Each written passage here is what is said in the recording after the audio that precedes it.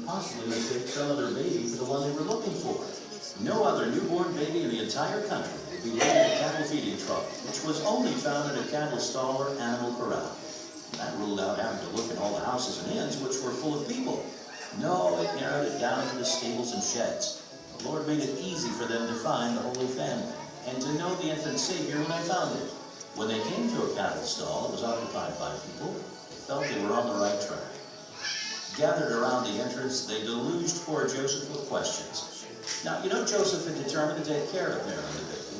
He wasn't about to let a band of shepherds pile in the stall with a new mother and child.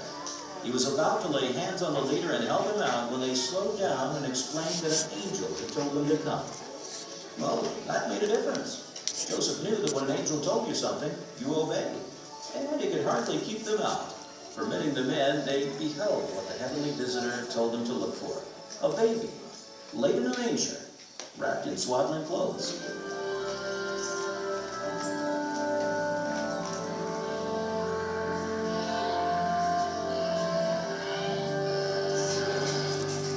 Now, there had been plenty of babies born that were unusual in some way, and many were destined to live great lives. But none had been born like this one. This was God incarnate, who had always existed. And now, he was born in a human body for the express purpose of dying for the sins of all mankind. This tiny baby would grow up to be the good shepherd who laid down his life for his sheep.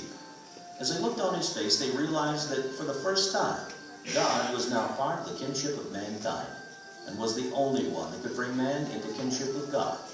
The shepherds, bowing before the baby and offering their worship, were the first of those who would bow the knee before him. But little did they realize that one day every knee would bow and every tongue confess that Jesus Christ is Lord. When the band of men had seen the babe and felt they should go for Mary's sake, they reluctantly withdrew from the stable.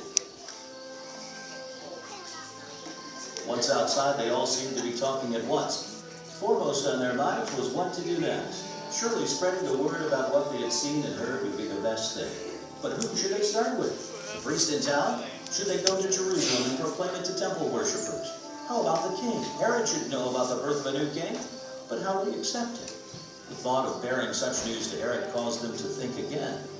He would not be happy to hear about anyone that might threaten his rule, and might try to silence them. Would anyone believe they had been told such important news and not the religious leaders? They would be ridiculed and thrown out as insulting the priest by even suggesting such a thing. Eventually, they settled for telling anyone they came into contact with, and headed back to their flocks with joy in their hearts. On the way out of town, they encountered some people, and they shared the exciting news, even telling them where to find the child. But curious as it all sounded, no one bothered to go see for themselves. It was too hard to believe.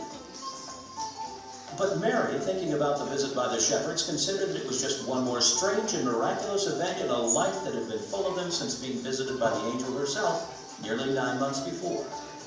She had a feeling, as she looked at the newborn, that as he got older there would be many more wonderful miracles. Perhaps one day she would be able to understand why the King of the universe should have been born in a stable instead of a nice inn.